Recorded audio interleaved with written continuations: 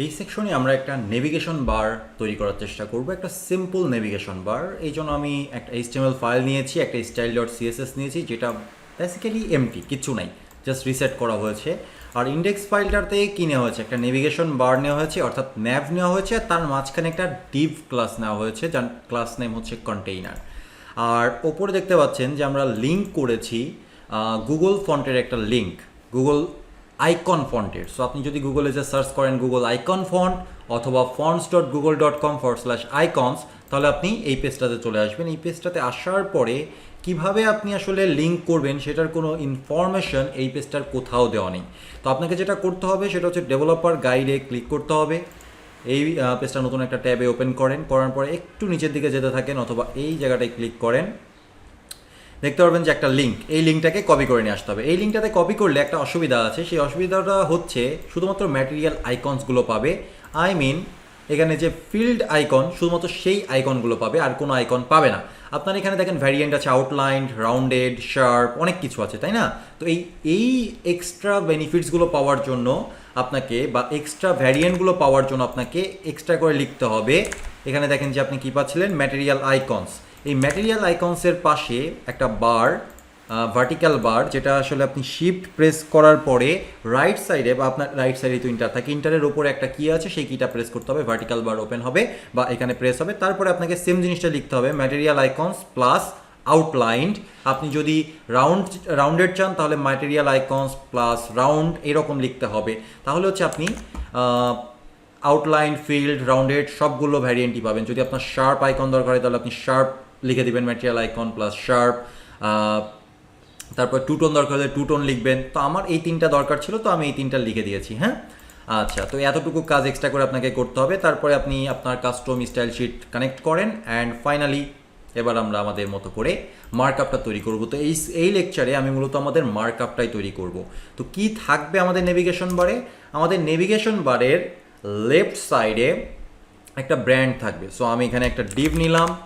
Total 3টা section হবে আমার নেভিগেশন বারের। একটা সেকশন একদম লেফটে থাকবে ন্যাপ বার, ন্যাপ বারের ঠিক পাশেই থাকবে আর একটা বার, যেখানে আমি পরবর্তীতে মেগা মেনু অ্যাড করব।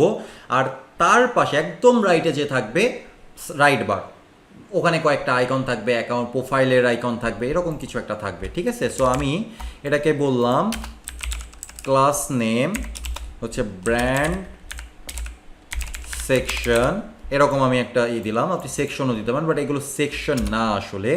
এরপরে আরেকটা ডিভ নিলাম, এখানে আমি ক্লাস নেম দিলাম, এটাকে আমি বলবো মেইন মেনু, পরবর্তীতে এটা মেগা মেনু হবে।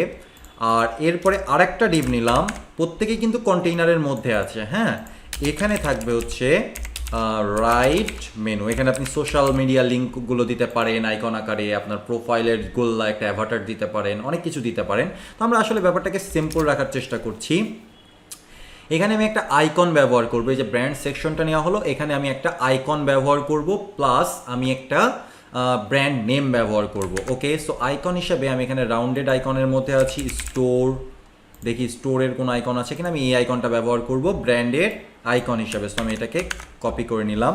নেওয়ার পরে একটা ডিভের মধ্যে আমি মূলত এখানে দিব, দেওয়ার পরে এই ডিভের আমি একটা ক্লাস নেম দিব, ক্লাস, এটা হচ্ছে ব্র্যান্ড লোগো।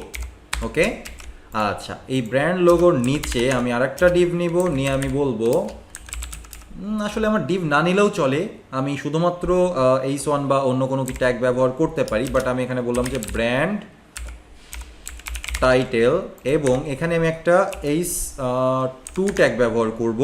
আমি এখানে নাম দিলাম ব্র্যান্ড নেম।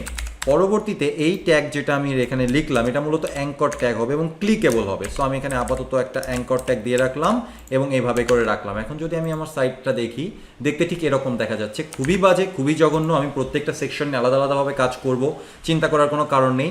আমার লেফট সেকশনের কাজটা শেষ, ব্র্যান্ড সেকশনের কাজটা শেষ। এবার main menu section. Main menu সেকশনটা আসলে খুবই সিম্পল হবে। এখানে বলার মতো বা দেওয়ার মতো তেমন কিচ্ছু নেই। এখানে আমার অনেকগুলো লিঙ্ক থাকবে, তো একটা একটা করে আমি অ্যাঙ্কর ট্যাগের লিঙ্কগুলোকে দিতে থাকি হ্যাশট্যাগ দিয়ে। Menu item